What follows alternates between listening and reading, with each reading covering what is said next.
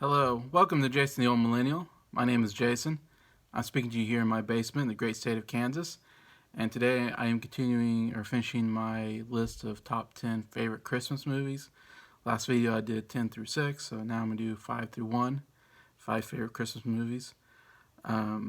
So, not much intro. I did a lot of intro in the last video, so let's go to number 5 on my list. Is another classic, I call it. When I say classic, I mean I guess it's an older film that's been around for a while and is well loved, I think. One that I grew up watching as a kid and still really enjoy it. From 1954, it is White Christmas. There you got Bing Crosby, Danny Kaye, Rosemary Clooney, who's like the aunt of George Clooney or something like that. She's related to George Clooney. And was it Vera Ellen there. Also Dean Jagger in the movie. Obviously, White Christmas was this incredibly iconic song. It was number one for it holds a record, I believe, still for number one song for so many weeks in a row from Bing Crosby. Incredibly popular song, one of my favorite Christmas songs. Absolutely love it. Love Bing Crosby's singing voice on that one. And they kind of make this whole movie off of the White Christmas song. It was so popular, which I believe was first sung in Holiday Inn with Bing Crosby and Fred Astaire. But this one, he sings it twice in the movie. At the very beginning, they're in the army and he's singing it in front of some army group. And then at the very end, they sing it again, the four main characters. Anyway, so yeah, very popular. But it's just a really fun family story. Bing Crosby and Danny Kaye come from the army, and they create this popular duo, singing, dancing show that they do. And then they meet these two sisters, and they kind of fall in love with them. And then they go to Vermont to their old generals. Their old general from the army has a bed and breakfast in Vermont. They end up going there and putting on shows. Anyways, yeah, so it's one of those. It's very fun. The music is really great. Of course, White Christmas. I love Snow, Snow, Snow, Snow, Snow. That song. Really great. And there's also a lot of other the sister song with the two sisters about being sisters, and then Bing Crosby, Danny Kaye do kind of a drag version of it, which is pretty funny. But yeah, the music throughout is great. The dance numbers are amazing. I think I love most about it is there's a couple really big set dance pieces with incredible costumes. I mean, the costuming and set designs are just amazing in this movie.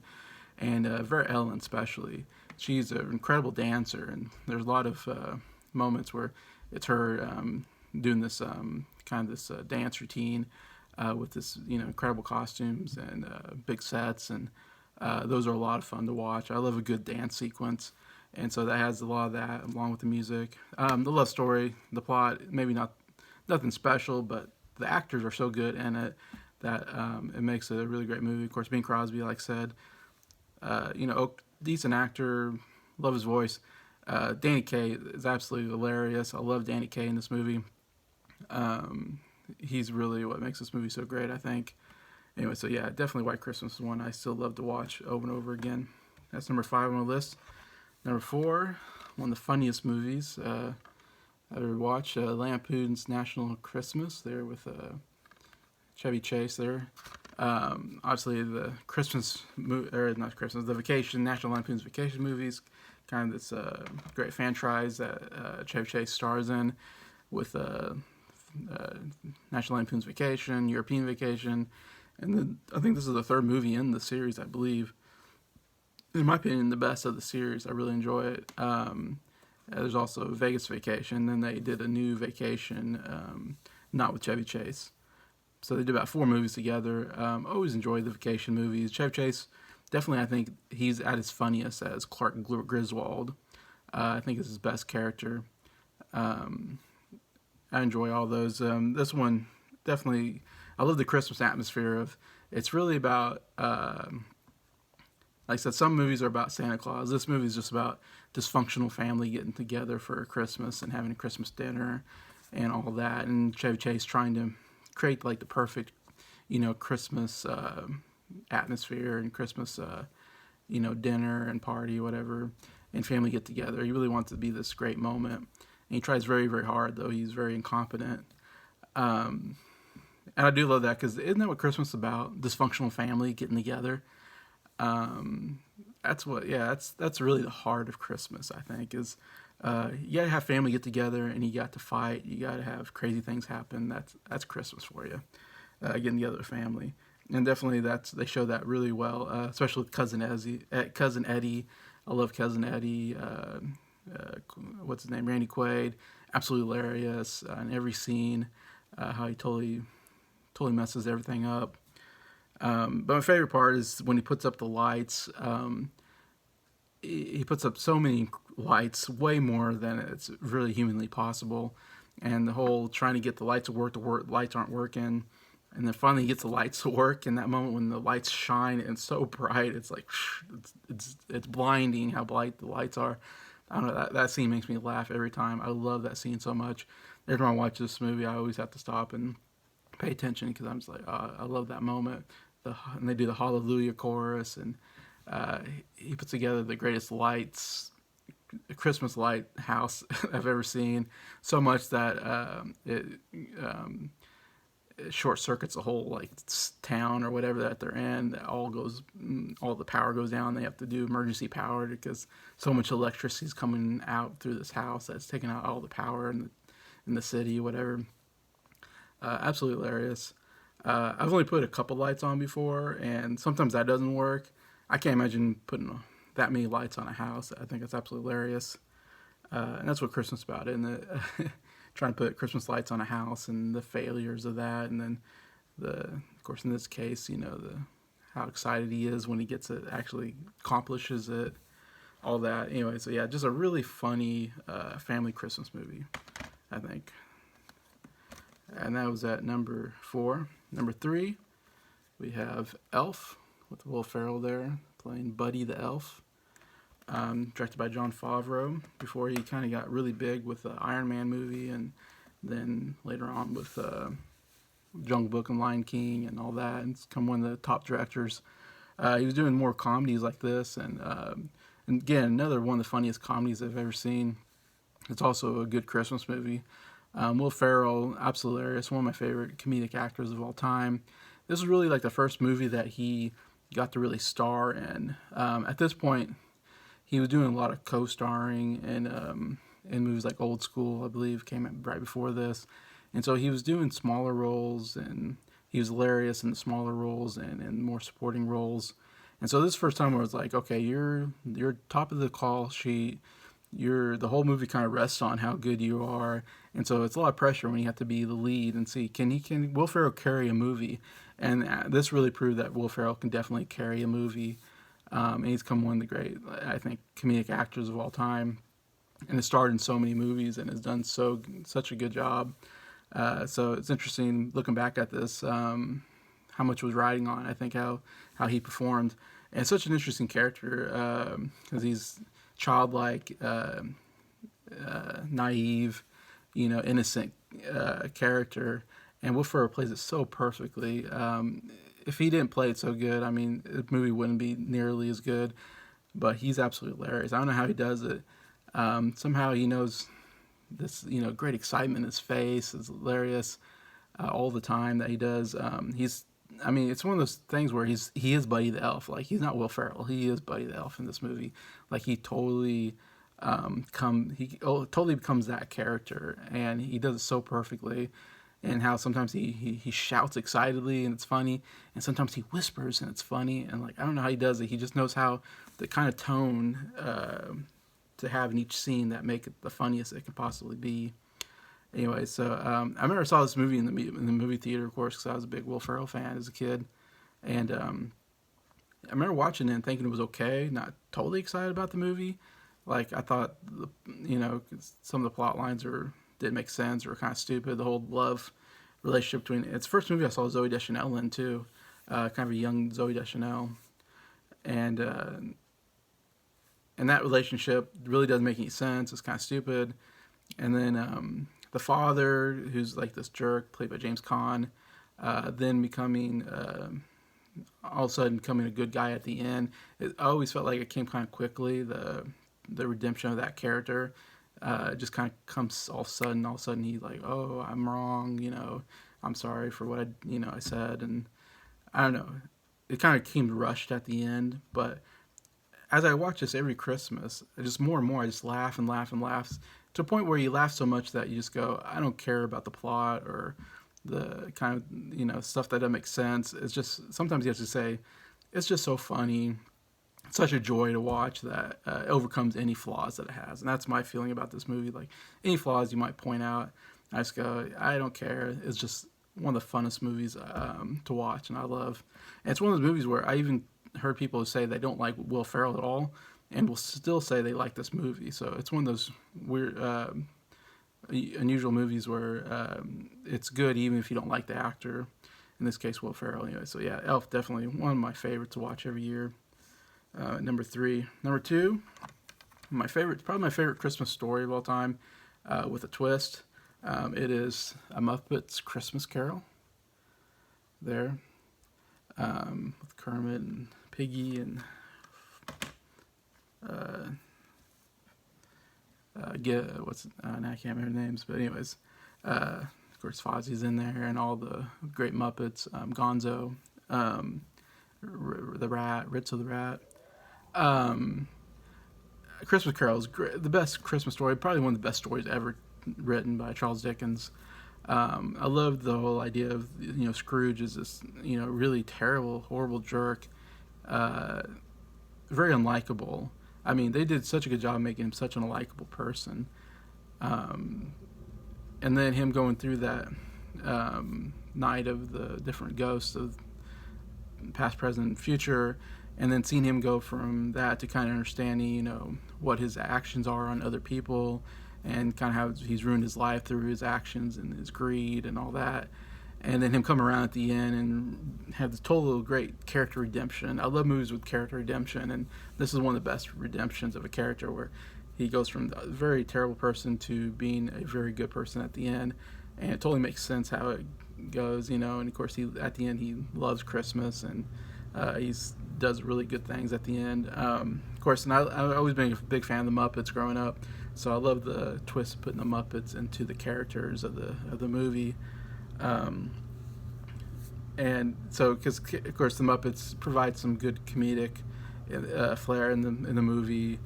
I love the fourth wall breaks. Gonzo and Ritzo the Rat narrate the movie, so I love their scenes together. Some of my favorite, talking to the camera and narrating what's going on.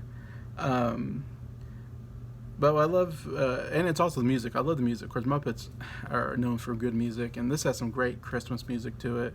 I think Kermit has, One More Day Till Christmas, a great song, and then the Ghost of Christmas Past has this great song about It Feels Like Christmas, I think, or something like that, and it's a really great Christmas song. And then Tiny Tim has the God Bless Us One and All song. I mean, really emotionally great song, really beautiful song. Love the music throughout. It's really, really great music. But of course, it still gets the emotions of the story, which I love the story. Scrooge has such a hard heart. He doesn't love anybody, it seems like, and nothing can seem to breach him until he meets Tiny Tim. I love the idea that Tiny Tim can get to even the hardest person. Because here's Tiny Tim. He's a little kid who has to use a crutch. He has some ailment where he can't even walk right, and he's obviously dying. And yet he is the most positive character you'll ever meet. He doesn't have any bitterness towards what his ailments, towards God, towards anybody, and he goes to church and to hopefully encourage other people when they see him at church that God blesses all of us, and just that line is one of the best lines of all time in literary history, I guess, movie history. God bless us one and all. I mean, that idea that it doesn't matter who you are, still I want the best for you. Even though Scrooge is terrible, he still thinks we should bless Scrooge, And when Scrooge sees this little kid who should be angry and bitter, but yet he's such a positive, upbeat personality, it breaks his heart, and it's what reaches him and really changes him. I think nothing else in the story would have changed him really, except for Tiny Tim. It wasn't for Tiny Tim, totally changes Scrooge forever. That he kind of realizes his actions are hurting this kid who didn't ask, has an ailment he doesn't deserve. He didn't ask for, and this kid is dying, and it just totally gets to him, and he wants to do everything he can to help keep this kid alive. And that's kind of the ending. Is his motivation is like, I want to help this family. I want to keep Tiny Tim alive. I don't want anything bad to him because he's such a great, likable character. Anyway, so I just love that about the story, that someone being kind changes another person, and that's what we see out of this story. And you see it this one. And I said, there's a million versions of Christmas Carol, a lot of good ones. This is my favorite one, I said, because I love the Muppets in it, but I love the singing. But it still hits that emotion with Tiny Tim. Every time I see Tiny Tim, I cry. Every time I watch this movie, I cry. Almost every Christmas Carol movie, I cry at. I don't know. Tiny Tim is just such a sad character, kind of, and just really brings out the emotions in me very, very well. Anyway, so I always say, if a movie makes me cry, they're doing their job. That was what they're trying to do. They accomplished it, so they did it's a good movie if they can do that to me, get me really involved in the emotions of the story. Anyway, so yeah, that's to me number 2 on my list. And number 1 on my list, another maybe second favorite Christmas story behind the Christmas Carol, with a little bit similar. It is How the Grinch Stole Christmas. I believe it came out in 2000, so it's over 20 years old now, which is incredible. With Jim Carrey playing the Grinch there. Directed by Ron Howard. This movie was a huge juggernaut. I remember the time I saw it in the movie theater with my family, and it was such a great experience. I remember the movie theater it was like Christmas time, movie theaters packed, and the crowd was great. And this movie was so funny and such a joy to watch. And man, I had such a great time watching this. I remember thinking, man, this was one of the best, funniest movies I've ever seen. And I believe it was the biggest box office movie of that year. I mean, it did incredibly well in the theater. Of course, Christmas time is a great time because all families come together and watch movies, so that helped make it this huge juggernaut of a movie. I believe it maybe won for best costuming or makeup, maybe won. I think it was nominated maybe for set design. All of it's incredible. The whole Grinch makeup, costuming is great. The whole design of the Whoville is amazing. And all the set designs and all that. So yeah, incredibly well-made movie. There seems to be some hate though. I've heard a lot of people say they hate this movie and they think it's a terrible movie, and I just don't get that, because I remember everybody loving this movie when it came out, and I loved it. And every time I watch it, I die laughing. It's not only my favorite Christmas movie of all time, but one of the funniest movies of all time. It might be my top 5 favorite comedies of all time. It's just so funny. Jim Carrey is always one of my favorite comedic actors growing up. And only he could really bring out the Grinch character like he does, because he's such maybe the greatest physical comedic actor of all time, I think, Jim Carrey. And he has all this makeup. You can't even see it's Jim Carrey, but yet it's him by his actions and how he reacts to everything. He does such a great voice. He really becomes that. Again, I love it when you really become the character. And it's like Jim Carrey really became the Grinch in that moment. And you almost lose Jim Carrey, and it's just the Grinch. And I love that. And Grinch is a great story. Of course, it's Dr. Seuss, probably Dr. Seuss' most famous short story, about a character. Again, I think I like it. Like Scrooge, he is kind of unlikable. He hates the Who's, and he wants to ruin them by ruining Christmas. So he steals all their presents, hopefully to make them cry and feel miserable, I guess. And then the fact that they are still happy and that the presents didn't make them happy. It's being, it's kind of what's Christmas about, and this is kind of the ultimate. Christmas isn't about presents. Isn't about Christmas lights. Isn't about decorations. It's about being together with family, and it has a very positive message towards it, which I like. Of course, there was a cartoon series when I was a kid, and I always enjoyed watching that. It's a short cartoon series. Of course, it's a short story. In the song, "You're a Mean One, Mr. Grinch." really, really great Christmas song, or great song, iconic song. I love in that movie, that short movie. Uh, so I've always enjoyed the Grinch, anyways, and it's very hard to take a short story and make it a full feature film. And we've seen Dr. Seuss movies really fail. I don't think this is probably the only Dr. Seuss movie that's really succeeded that I can think of. Cat in the Hat was a total bomb. I didn't care for Horton Hears a Who. Didn't care for the Lorax. I can't think of many more, but none of them really worked. But this one worked for me. So it's amazing that they're able to take a short, because it's hard when you take a short story, you have to add so much to it to make it a full feature film. So you have to really come up with some creative ideas. A lot of times that didn't work. This one actually really worked. They came up with some really good ideas. I love how they do the whole backstory of the Grinch that we don't get in the original story. That totally works and explains why he is the Grinch, why he hates Christmas. And we get some great scenes. Of course, we get like a romance. Probably didn't need that, but I mean, they added that to it. And I love they expanded Cindy Lou Who. And I love the kind of like the Grinch. Kind of like Scrooge. Grinch is not terrible, but he's, has a lot of hatred in his heart, bitterness in his heart. But it gets changed because Cindy Lou everybody's mean to the Grinch too, though. I love that idea that they're not really being fair to the Grinch. Except for this one little girl, Cindy Lou is nice to him, and that changes him. And eventually his heart grows 3 sizes, which is a great moment in the movie, both in the cartoon and in this movie. And he decides that, to love Christmas, and he holds a great Christmas dinner every year now after that, and how he's now a nice guy, or whatever you want to call him, nice Grinch. It's all because of the kindness. I always love that. The kindness of somebody changes somebody who has a lot of that hatred, bitterness in them, but they get changed due to the kindness of somebody, especially a little kid. Especially helps out, because they're so young and innocent, and all that. So I love that story, the redemption of the Grinch character at the end. And I love, just the whole backstory of Cindy Lou and her whole family, and the whole idea of being caught up in the materialism of Christmas and forgetting the true meaning of Christmas.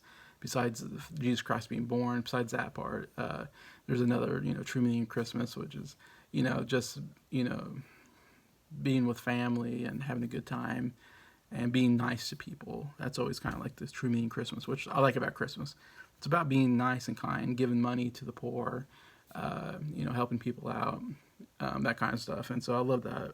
Anyways, yeah, and just like I said, hilarious movie. Jim Carrey is, I think, my favorite performance of his. I'm sure a lot of it improvised. Just so much stuff that's in there that you don't expect. Has nothing to do with the story, but they just came up with some funny bits that just really worked for me. Anyways, that's why this is number one favorite Christmas movie that I watch every year. Is How the Grinch Stole Christmas. So that's number one. So again, thanks for watching the video and liking it. Please tell me what you think about these movies. What's your favorite Christmas movies? I'd love to hear them.